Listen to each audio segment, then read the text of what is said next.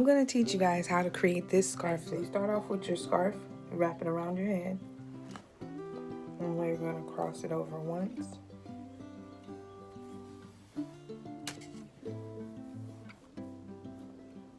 Now, with all this extra, you're just going to twist it.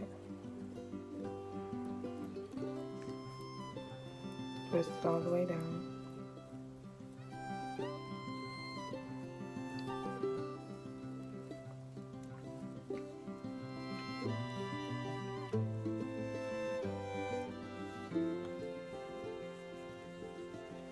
And then when you get to the end, you're just going to twist it in a circle.